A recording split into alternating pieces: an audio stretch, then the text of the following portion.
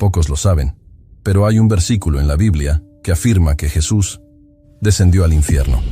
Y lo que Él hizo allí te va a sorprender. Durante siglos, estudiosos, teólogos y creyentes comunes se han preguntado qué ocurrió realmente durante los 3 días entre la muerte y la resurrección de Cristo. La Biblia menciona a los espíritus en prisión, las partes más bajas de la tierra, las llaves de la muerte y del infierno. Pero, ¿qué significa todo esto? ¿Dónde estaba Jesús mientras su cuerpo yacía en el sepulcro? ¿Y qué fue a hacer Él en las regiones más oscuras de la existencia? La respuesta comienza en uno de los momentos más intensos de la historia humana. Jesús, colgado en la cruz, tras horas de dolor y silencio, alzó la voz y dijo: «Padre, en tus manos encomiendo mi espíritu», según relata Lucas capítulo 23, versículo 46. Fue en ese instante que algo invisible y arrollador se desencadenó. La muerte de Cristo no fue simplemente un apagón de la conciencia. Fue una travesía, un paso entre mundos. Mateo capítulo 27, versículos 50 al 53, nos da señales claras de que el universo reaccionó.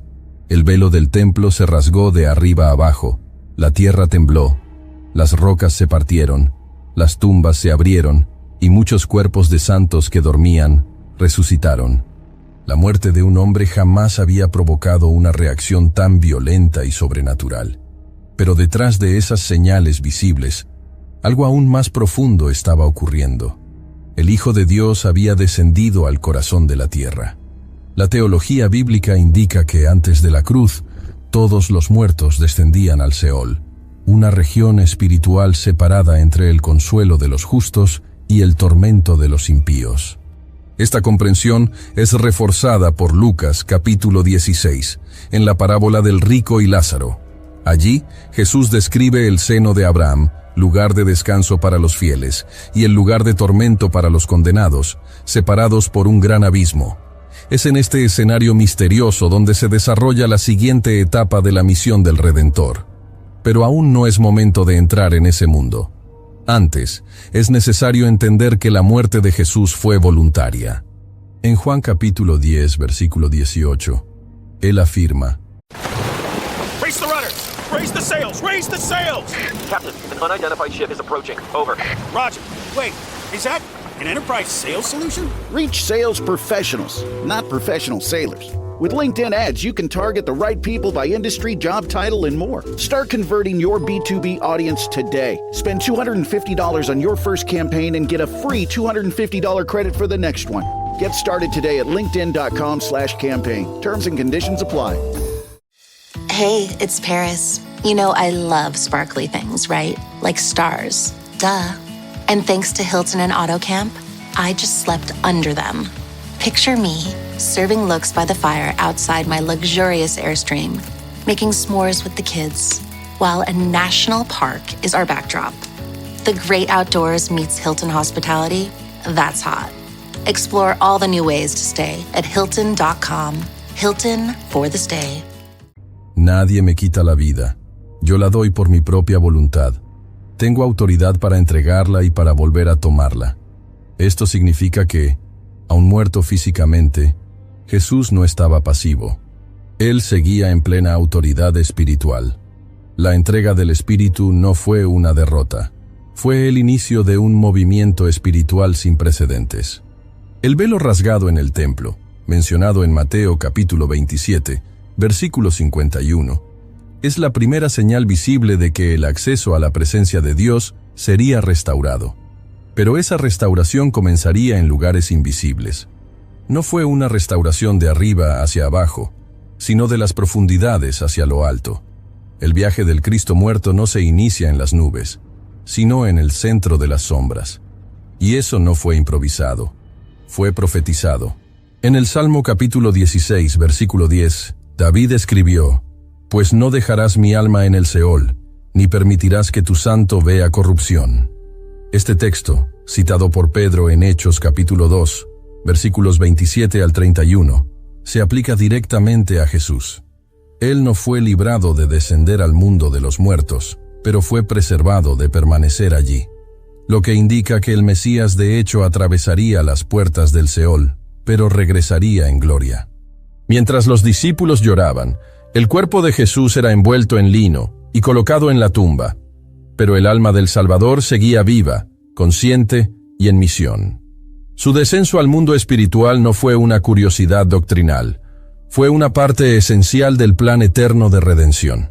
Era necesario que el justo no solo muriera por los injustos, sino que ingresara a los límites de la muerte, la confrontara de frente y la despojara de su poder. Lo que el mundo veía era silencio, luto y oscuridad. Pero entre bastidores del plan eterno, las estructuras espirituales estaban siendo sacudidas. La muerte había sido herida, el infierno perturbado, y el mundo invisible, tomado por una presencia que jamás esperaban encontrar allí. Pero ¿qué exactamente encontró Jesús al cruzar los límites de la vida? ¿Qué regiones son esas que la Escritura llama las partes más bajas de la tierra? ¿Quién habitaba allí? ¿Y por qué era necesario que Él fuera hasta ese lugar? Estas preguntas solo comienzan a responderse cuando nos sumergimos en las profundidades del Seol y desvelamos los secretos del lugar de los muertos, donde una multitud esperaba en silencio la llegada de la promesa. El lugar de los muertos, el seno de Abraham y el abismo. En el mundo visible, todo parecía concluido. El cuerpo de Jesús estaba sepultado, envuelto en lino, custodiado por soldados y llorado por sus seguidores.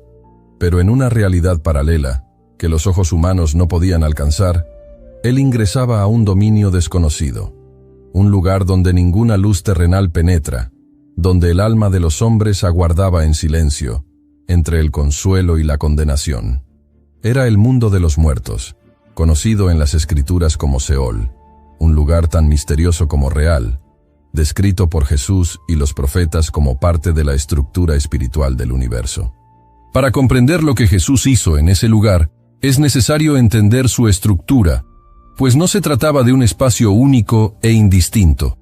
El Seol, en la tradición hebrea, estaba dividido en regiones distintas.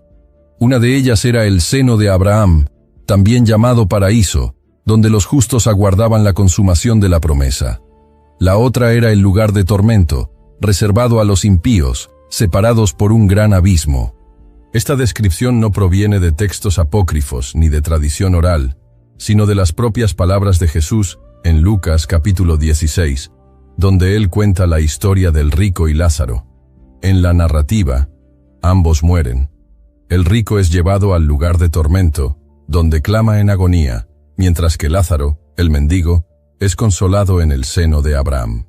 El abismo entre los dos es infranqueable, revelando que había una separación espiritual definitiva entre los destinos de justos e impíos, incluso antes de la cruz. El seno de Abraham no era el cielo, sino un lugar de paz y descanso, donde los santos de la antigua alianza esperaban la redención definitiva. Hombres como Abel, Noé, Abraham, Moisés, Elías, David, Daniel y tantos otros que habían creído en Dios antes de la venida del Mesías, reposaban allí, en una especie de limbo sagrado, aguardando el cumplimiento de las promesas. Hebreos capítulo 11. Lo confirma al declarar que todos ellos murieron en la fe, sin haber alcanzado aún el cumplimiento total de la promesa, pues Dios había provisto algo superior para que ellos no fueran perfeccionados sin nosotros. Mientras tanto, el otro lado del Seol era descrito como lugar de tinieblas, dolor y separación, donde los condenados sufrían y recordaban lo que habían despreciado en vida. El rico de la parábola suplica por una gota de agua, implora que Lázaro vaya a advertir a sus hermanos y oye una sentencia definitiva. No hay retorno, ni alivio, ni segunda oportunidad. Este entendimiento es fundamental, pues Jesús, al morir, no subió directamente al cielo. Sus propias palabras al ladrón arrepentido lo confirman. Hoy estarás conmigo en el paraíso, como está en Lucas capítulo 23, versículo 43. Él no dijo en el cielo, sino en el paraíso, término que, en esa época, era comprendido como el seno de Abraham. Jesús descendió al lugar donde los justos esperaban, no para ser consolado, sino para inaugurar algo inédito. la liberación de las almas fieles, el cumplimiento de la promesa, la apertura del camino definitivo hacia el cielo. Es en este contexto que se cumple lo que está escrito en Efesios capítulo 4, versículos 8 al 10. Subiendo a lo alto, llevó cautiva la cautividad y dio dones a los hombres. Ahora bien, eso de que subió, ¿qué es? Sino que también había descendido primero a las partes más bajas de la tierra. La expresión partes más bajas de la tierra siempre ha generado debates, pero en su esencia apunta a este descenso al dominio espiritual donde estaban los muertos, y no simplemente a la sepultura física. No fue un descenso de derrota, sino de conquista. Jesús entró no como prisionero, sino como libertador. Mientras los que estaban del otro lado del abismo permanecían en tormento, los justos pudieron finalmente ver la promesa ante sus ojos. Aquel que había sido anunciado por los profetas, ahora estaba allí, caminando entre los muertos, pero llevando en sí la vida eterna. Esa realidad sacude la comprensión natural de la muerte. Cristo no solo murió, Él penetró la realidad que atrapa a los hombres tras la muerte, para romper sus cadenas desde dentro. Lo que para muchos era el fin, se convirtió en el inicio de una invasión celestial en lo más profundo de la existencia humana. Pero allí, en ese mismo espacio invisible, había más que justos e impíos. Había también una categoría aún más sombría, mencionada de forma enigmática en las Escrituras. Espíritus en prisión, seres que no eran humanos, pero que aguardaban juicio desde tiempos antiguos. Y es exactamente a ellos a quienes Jesús también se dirige, pero no con palabras de consuelo, porque allí, en las profundidades, resonaría una proclamación como jamás se había oído. El mensaje no era para liberar, sino para anunciar una victoria. 3 días en el corazón de la tierra. La promesa se cumple. La presencia de Jesús en el dominio de los muertos no fue silenciosa, tampoco simbólica. Fue literal, real y necesaria. Él descendió al corazón de la tierra con una misión que ningún hombre jamás podría cumplir. Y ese viaje no ocurrió por accidente, sino para cumplir una promesa hecha desde los tiempos antiguos. El propio Jesús había anticipado ese momento delante de los fariseos al decir: así como Jonás estuvo 3 días y 3 noches en el vientre del gran pez, así estará el Hijo del Hombre 3 días y 3 noches en el corazón de la tierra, como está en Mateo capítulo 12, versículo 40. No era una metáfora, era una declaración precisa. El corazón de la tierra es una expresión que lleva peso espiritual. This episode is sponsored by Friskies, who would like to tell your cats hi. Now, if that didn't get your cat's attention, there's one thing that always does the trick. Just pour some Friskies crunchy food in the bowl and you'll hear those paws come running. Works every time. With so many Friskies choices, you can always bring your cats running from their secret napping spots. There's always more to explore. See for yourself at Friskies.com or visit your local store. Mint is still $15 a month for premium wireless. And if you haven't made the switch yet, here are 15 reasons why you should. 1, it's $15 a month. 2, seriously, it's $15 a month.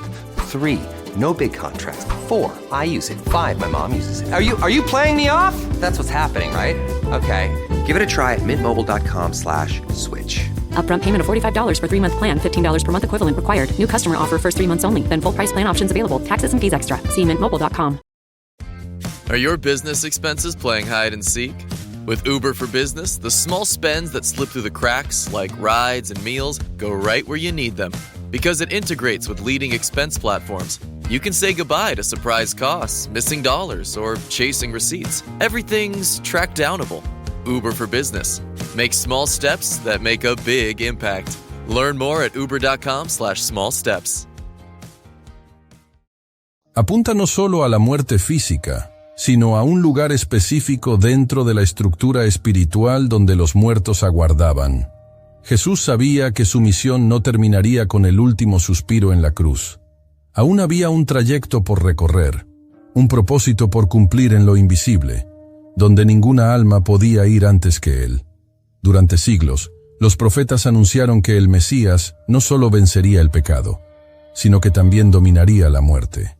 Y para eso, él necesitaría enfrentarla en su propia morada. El Salmo, capítulo 139, versículo 8, ya traía el eco de esta realidad.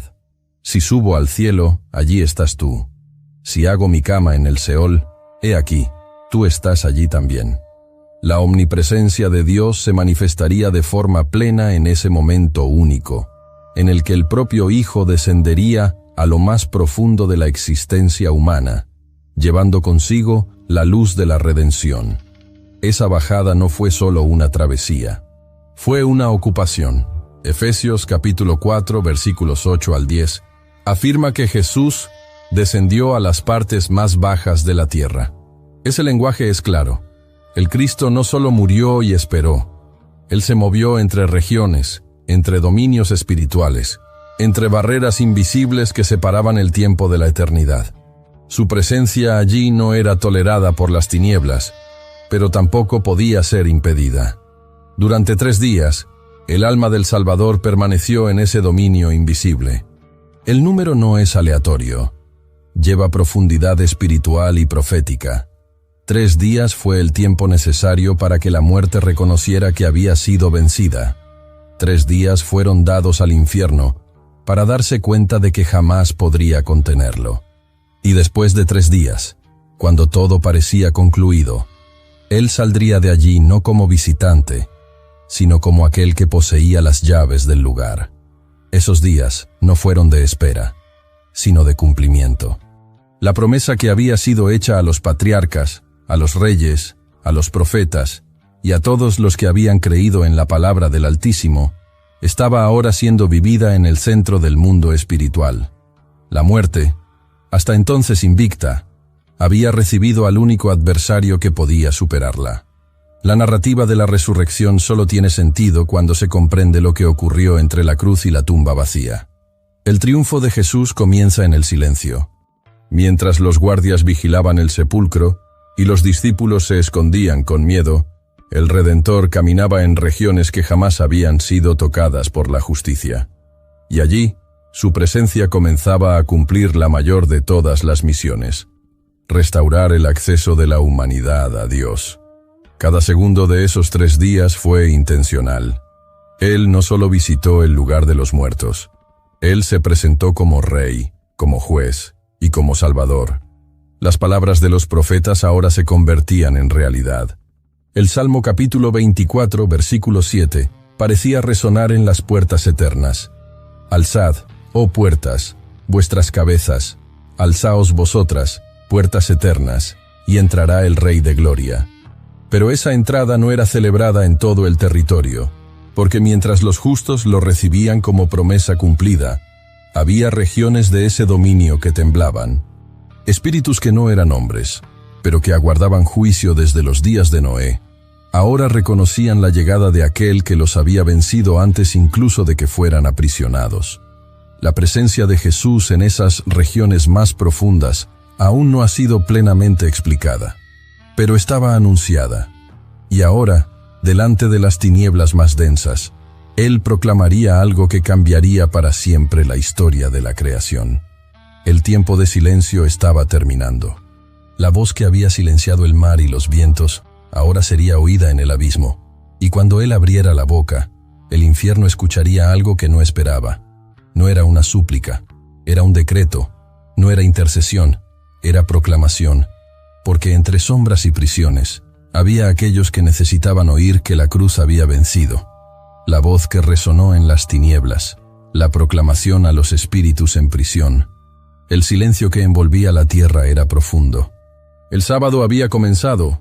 El cuerpo de Jesús continuaba custodiado por soldados, y los discípulos estaban escondidos, temerosos y confundidos.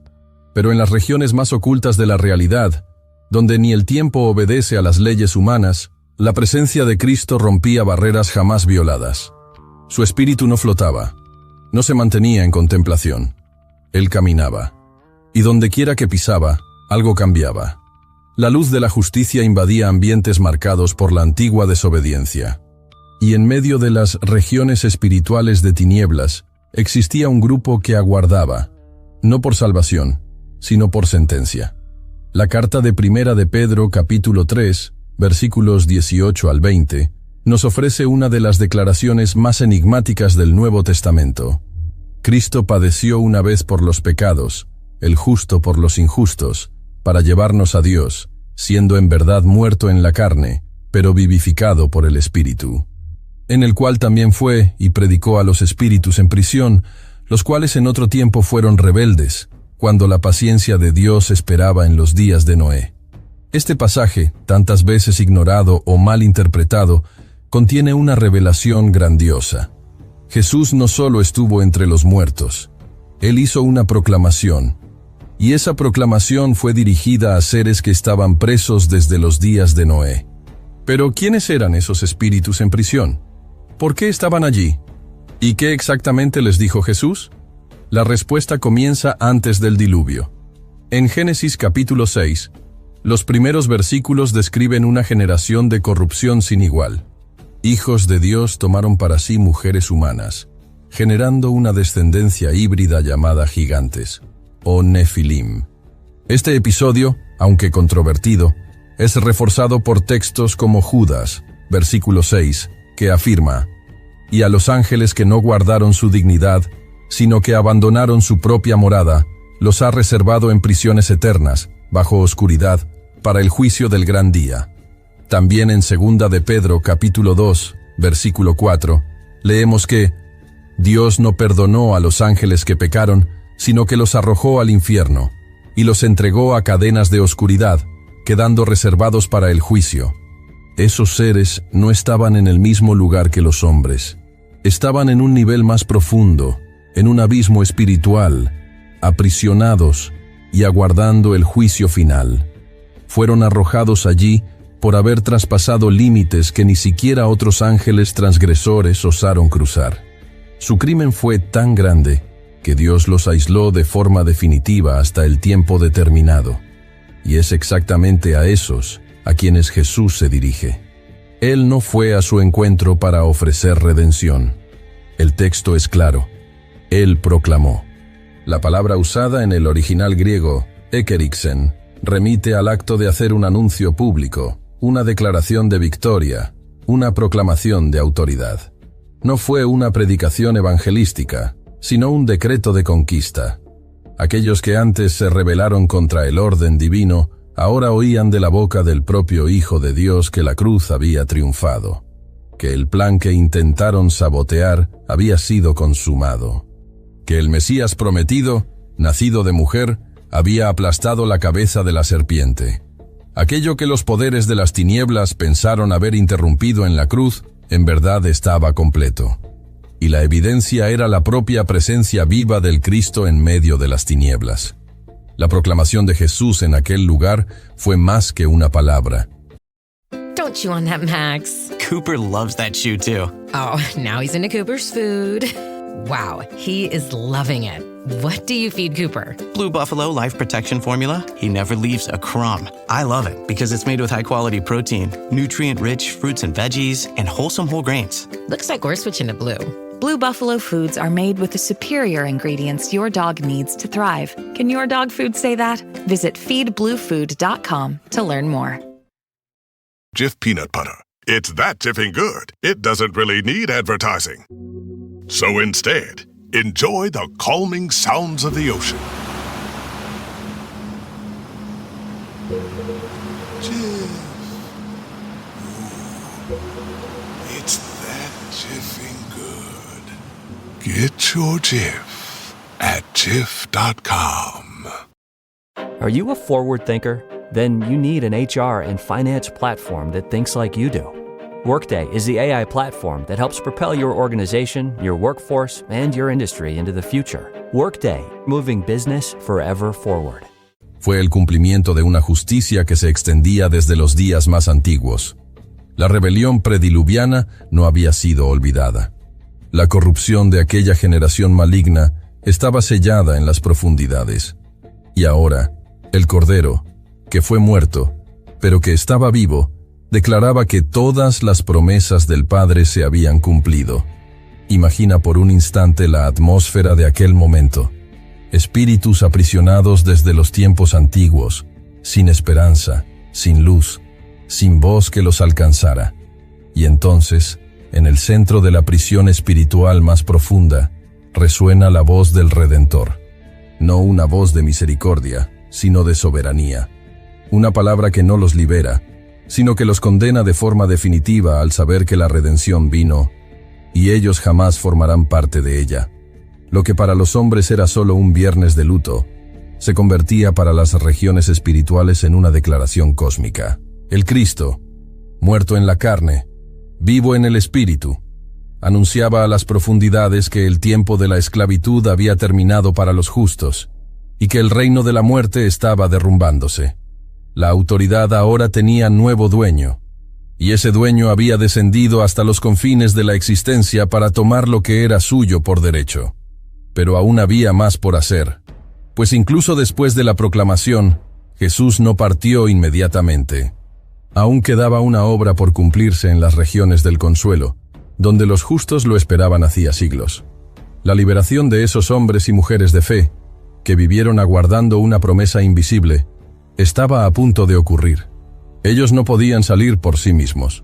Solamente aquel que venció la muerte podría abrir las puertas del paraíso.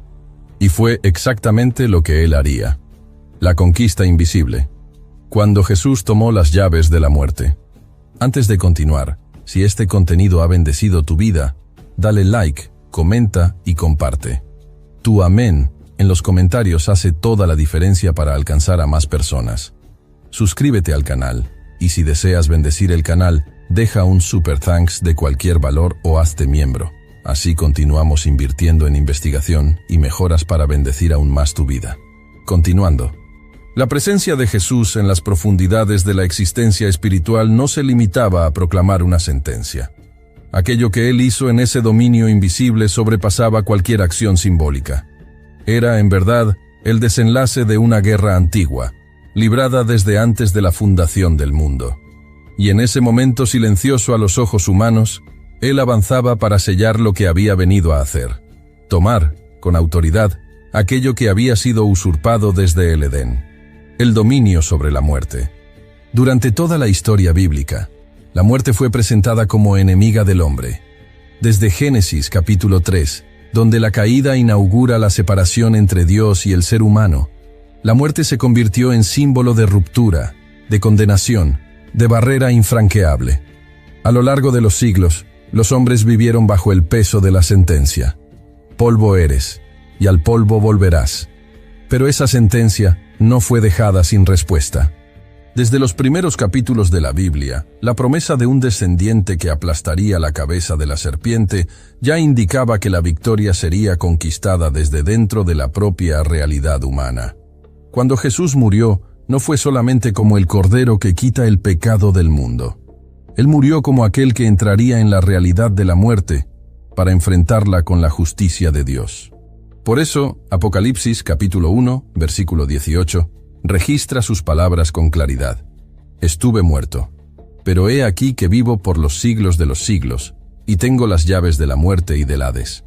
Las llaves representan autoridad, posesión, derecho de abrir y cerrar. Y esas llaves estaban en manos de quien nunca debió haberlas tenido. Satanás, el acusador, el padre de la mentira, había construido su imperio sobre la base de la muerte. Pero ahora, esa base estaba siendo destruida desde dentro. La Biblia describe ese acto de conquista con términos que revelan su dimensión espiritual.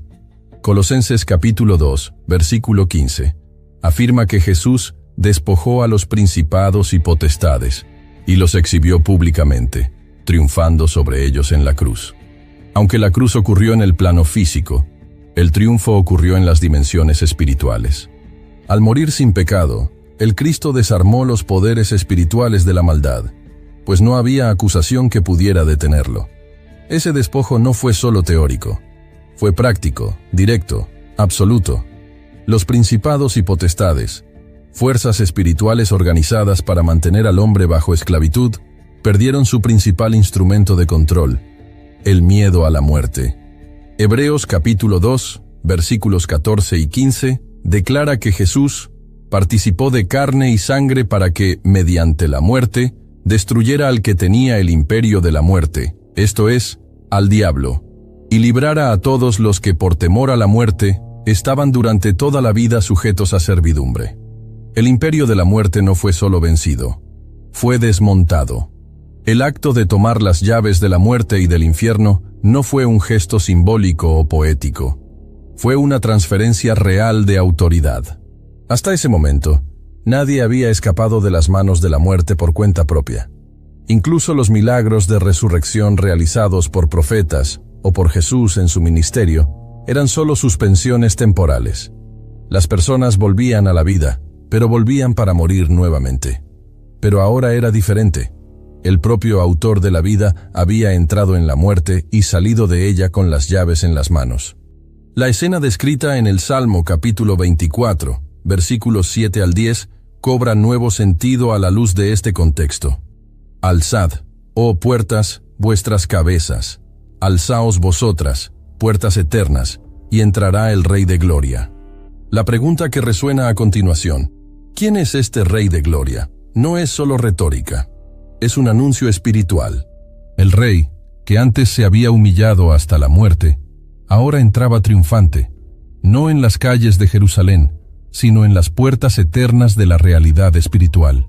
Él no venía como prisionero, sino como conquistador, y las estructuras invisibles se abrían delante de él. Esa conquista fue hecha en silencio para los hombres, pero fue el evento más impactante del mundo espiritual. Ningún ejército marchó, ningún templo se iluminó, ninguna trompeta fue oída en la tierra. Pero en los cielos, en las regiones celestiales y en las profundidades del abismo, el impacto fue absoluto.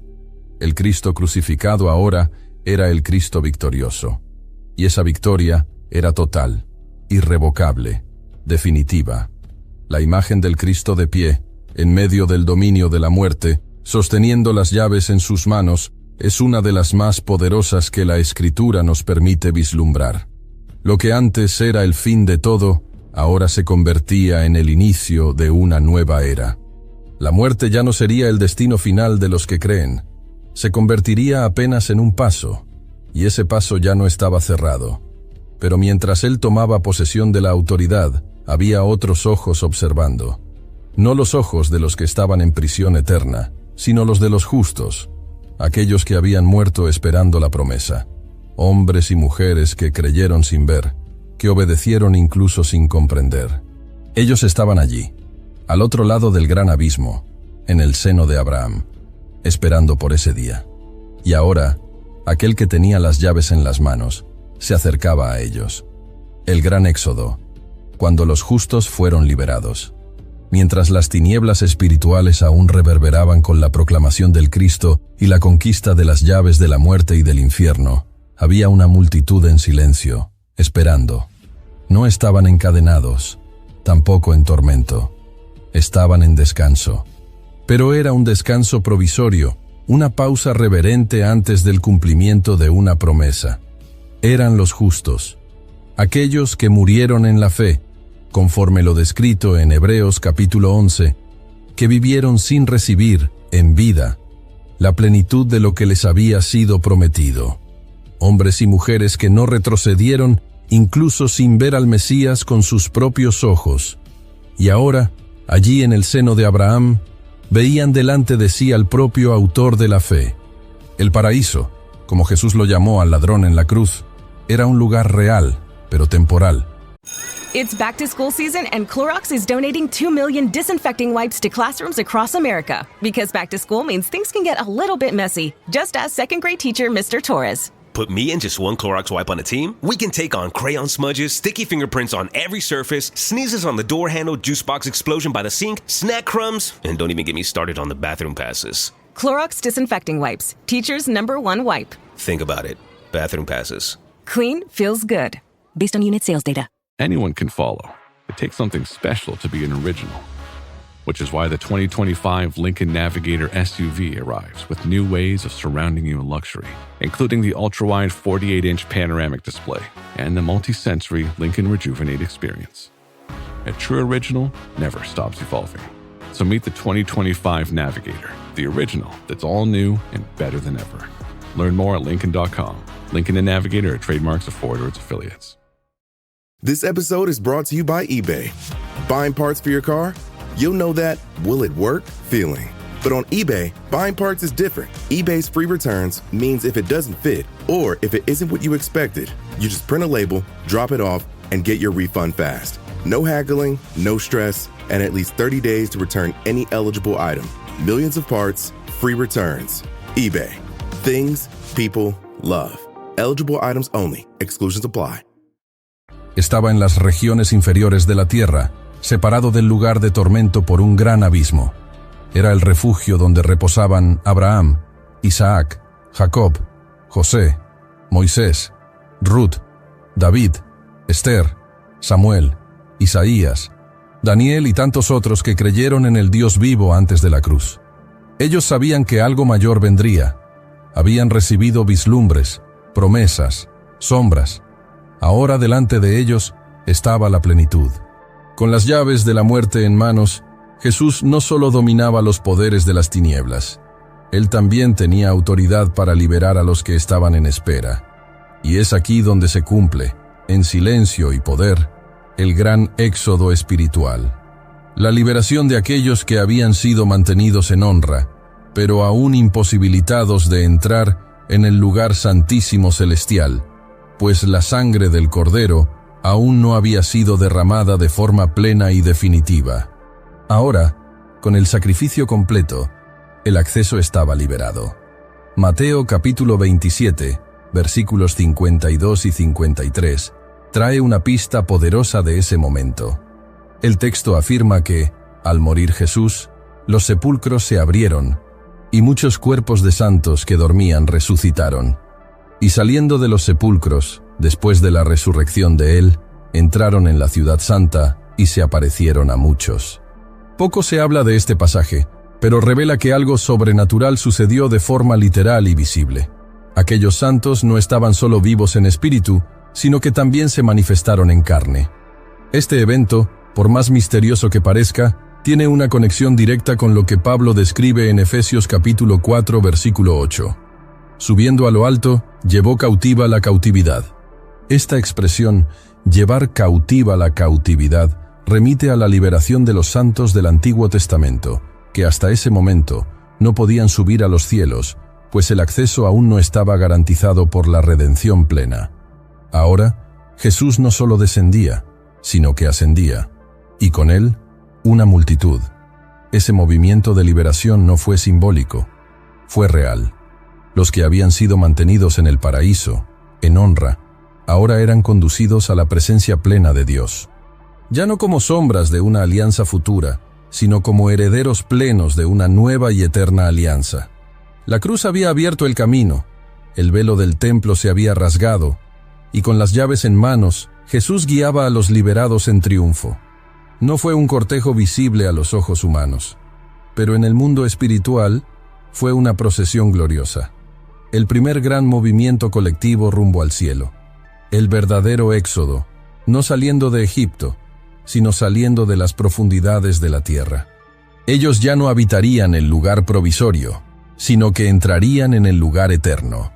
Hebreos capítulo 9, versículo 12, afirma que Jesús entró en el lugar santísimo, una vez por todas, no con sangre de machos cabríos ni de becerros, sino con su propia sangre, y obtuvo eterna redención, y con él entraron los que habían creído antes de la cruz. No hay una descripción detallada de cómo ocurrió ese momento. La Biblia preserva el misterio. Pero lo que está claro es que la liberación fue completa. El dominio de la muerte había sido roto desde dentro. Y los que antes esperaban, ahora podían ver el rostro de Dios. Ya no a la distancia, ya no por fe, sino en plenitud. La gloria de ese evento es tan grande que aún hoy resuena. Porque si los justos del pasado fueron liberados y conducidos al cielo, los justos del presente ya no pasan por el mismo camino. Lo que antes era una espera, ahora es acceso inmediato. Pablo, escribiendo a los Filipenses, capítulo 1, versículo 23, dice que desea partir y estar con Cristo, lo que es incomparablemente mejor. El camino está abierto. El paraíso fue elevado. La morada de los justos está con el Señor. Pero ese no fue el final del viaje de Cristo.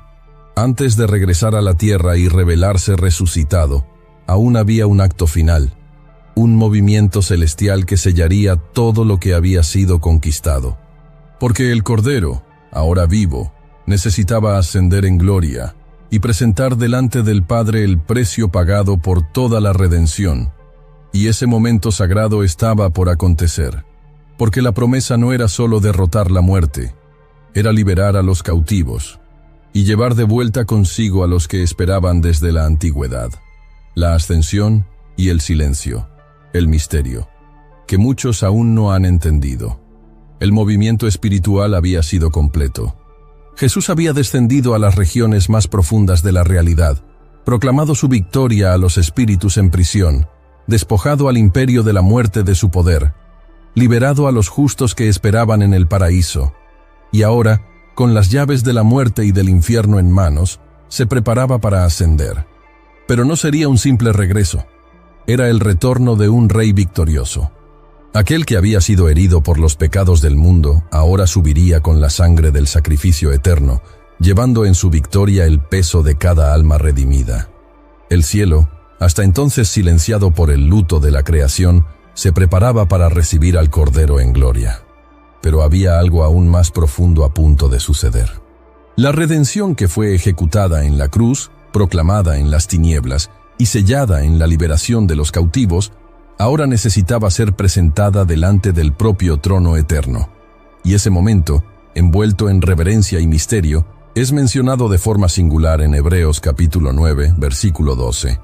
No por sangre de machos cabríos ni de becerros, sino por su propia sangre, entró una vez en el santuario, habiendo obtenido eterna redención. No se trataba del templo terrenal, sino del lugar santísimo celestial, el lugar donde la presencia de Dios no es sombra, ni símbolo, sino plena manifestación de su gloria. Fue allí donde Cristo entró, llevando no solo las marcas de la cruz, sino también el testimonio del rescate consumado. La cruz ya no era un instrumento de dolor, se había convertido en el puente entre la tierra y el cielo. En ese acto invisible a los ojos humanos, la justicia divina fue plenamente satisfecha. La sangre inocente no clamaba por venganza, sino por reconciliación. Y delante del Padre, el Hijo se presentó no como mártir, sino como sumo sacerdote eterno, aquel que había cumplido cada exigencia de la ley, cada profecía, cada sombra del Antiguo Testamento. Y al hacerlo, selló para siempre el acceso directo entre Dios y el hombre. Pero mientras el cielo se abría para recibirlo, la tierra permanecía en silencio. Era el tercer día. Los guardias aún estaban apostados delante del sepulcro, ajenos a la dimensión de los acontecimientos. Los discípulos, recogidos en luto, no imaginaban que algo ya había cambiado en todo el universo. El mundo seguía en su ritmo común, sin saber que en ese mismo instante, el destino de la humanidad ya no era el mismo. La ascensión espiritual de Jesús, antes de su resurrección corporal, revela que había un orden en cada etapa del plan divino. La resurrección no fue el primer paso de la victoria, sino su consecuencia. Él ya había vencido antes de que el sepulcro fuera abierto. Ya había triunfado incluso antes de que las mujeres encontraran la piedra removida. El Cristo resucitado no estaba volviendo a la vida. Estaba trayendo consigo el testimonio de que la vida había vencido a la muerte, de una vez por todas. Este es el misterio que muchos aún no han comprendido.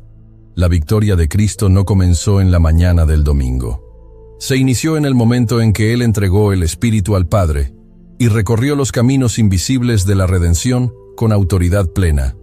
Cada paso, cada acción, cada palabra llevaba el peso de la eternidad. La redención no fue improvisada. Fue diseñada con precisión divina, manifestada en gloria y concretada en dimensiones que los ojos jamás pudieron ver. Pero incluso frente a esa grandiosa revelación, muchos aún no ven lo que realmente ocurrió. La cruz es vista solo como símbolo de sufrimiento. El sepulcro vacío es celebrado como milagro, pero sin el entendimiento de lo que precedió su apertura.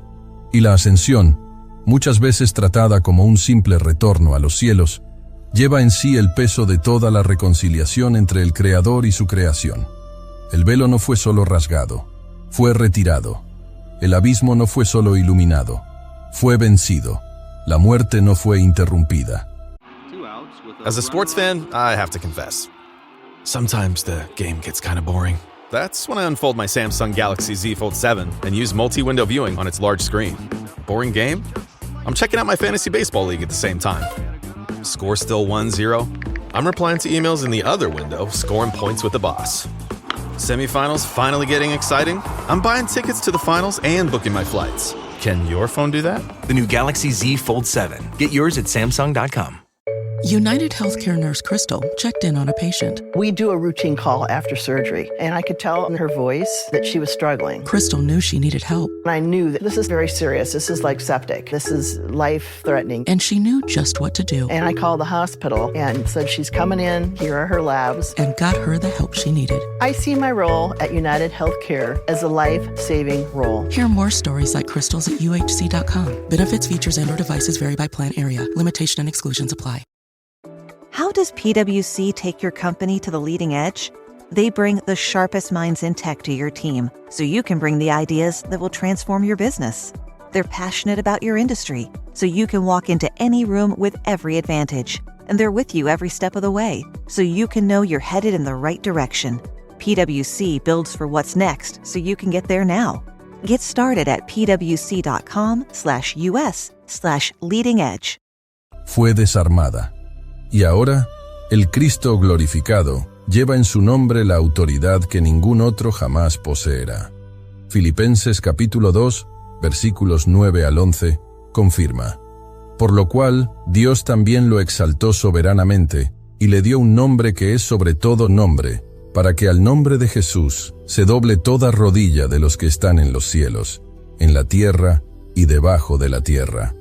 Esa exaltación no es futura, es presente. Él está vivo, entronizado, e intercede por aquellos que creen en su obra. Pero ¿cuántos comprenden de verdad la profundidad de lo que sucedió en esos 3 días? Porque incluso entre los que conocen la historia de la cruz, pocos se sumergen en el misterio de lo que ocurrió entre el último suspiro y el primer amanecer del domingo. Hay más que dolor, hay más que sangre, hay más que victoria. Hay una jornada espiritual que cambió la historia de la existencia. Y tal vez, incluso después de que todo fue consumado, el mayor silencio no haya sido el del sepulcro, sino el de aquellos que aún no entendieron lo que realmente sucedió allí. Durante 3 días, Jesús no solo estuvo muerto, Él caminó por los corredores invisibles de la eternidad, atravesó dominios desconocidos al ojo humano, rompió cadenas antiguas, proclamó su victoria delante de las tinieblas, liberó a los cautivos y abrió un camino que antes era imposible de recorrer. Él hizo todo eso por amor.